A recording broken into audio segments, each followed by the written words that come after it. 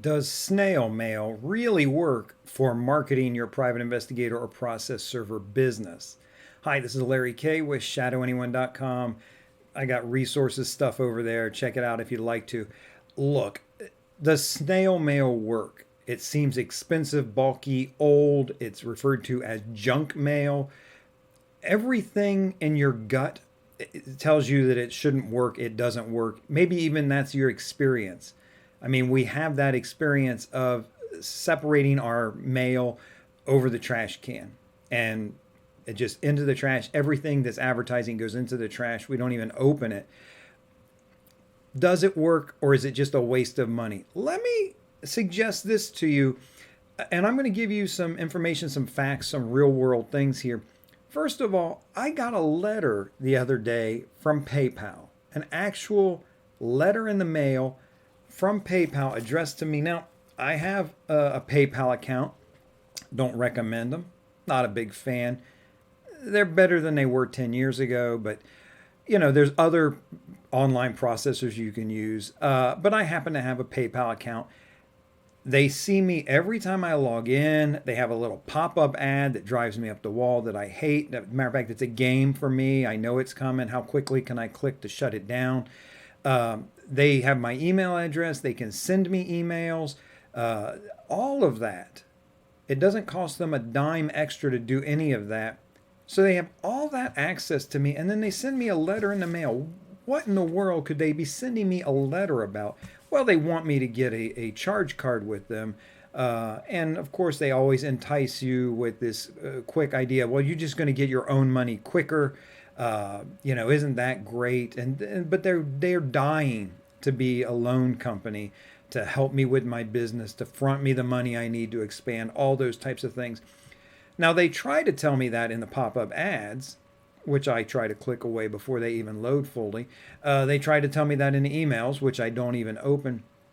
And they're sending me snail mail as well.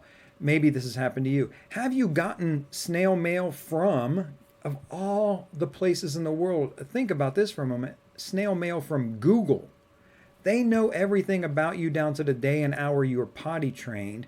They can target you with ads. They control, the search results that come up when you look for things. They have so much online control and power. And yet, millions of people receive letters in the mail from Google offering them $10 off if they'll open a Google AdWords account or whatever they're calling AdWords these days. If Google finds snail mail profitable, if PayPal finds snail mail profitable, don't you think that maybe you and I should wonder, why are these big online companies with all this presence able to turn a profit using snail mail? It's because it works. And in fact, the rest of the world is trying to catch up with this concept that I've been teaching for years. And I promise you, snail mail kept me in business. Snail mail is a wonderful thing for getting clients. The number one thing, there's three big elements to it. I talk about this in my latest book, How to Make Money as a Private Investigator. I talk about, there it is. I talk about three important elements, including the message and the method and the market. The market is the most important thing. If Google was just sending random things out to random people, maybe not profitable, but they're sending it to people they know own businesses. If PayPal was sending out these random things, requests to open credit cards, they might not be profitable, but they have the list. They know I'm already one of their customers. They know I make money. They know that I pay my bills and everything. I'm an ideal customer for them. So yeah, they're going to put 50 cents into printing a letter and dropping it in the mail and sending it to me, because they know you do that for 1,000 people, you're going to get X number of positive responses, and that's going to be more than enough to turn a profit. That's where you need to be as well. I've preached this for years. I won't let go of it. I'm like a dog with a bone. But I'm so relieved that the rest of the world is finally catching up with me on this. A matter of fact, a new company has opened up offering to do this for online companies. And I got a report here. Do I want to even cite my source for this? This is from the news. It's from the Washington Post. Not a rag.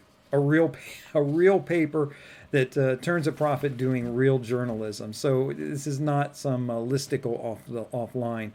But they're talking about a company here that's worked with all sorts of leading brands, sending hundreds of thousands of mailers a year based on who visited the website.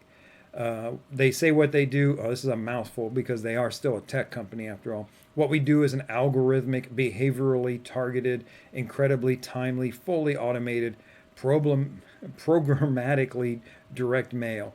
Wow. What they basically do is they capture the information of the people who visit their websites.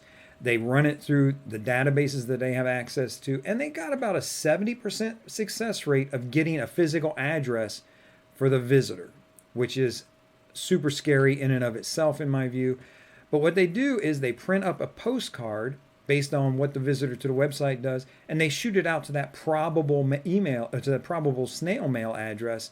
So now this mail is following people home, where they may blank out banner ads that show up. They may not even, we've kind of become blind to those types of things where they may try to click a pop-up before it even loads. Here now they're receiving a postcard in the mail. Even if they want to throw it away, think about it. They've already looked at the postcard. And when it's for the boots or pair of shoes or the power tool that they were looking at online just the day before yesterday, that's going to get a second look, especially if it has the elements that I teach in my new book, How to Make Money as a Private Investigator. If it has those elements of a strong headline, a good offer, those types of things. The article goes on and it talks about the fact that they're hitting their most relevant customers. So again, this is something that I teach you. Don't send 1,000 letters out or 100 letters out. Start with whatever you got to start with, 10 letters out. Don't send them to just 10 people down Main Street. Don't just send them out like that. Target them to your most likely clients, the clients especially that you'd most likely want to have. In most cases, that's going to be law firms. So you don't have to send out 10,000 mailings in your community hoping that you hit a lawyer. There are lists online, lists all over the place. You find law firms, the names of the principals, the addresses. Drop them a line, send them a mailing. Now you're spending a fraction of that. You don't have to send out 10,000 letters hoping to hit a lawyer. You can send out 100 letters and know that every one of them is landing at a law firm, landing at a potential client.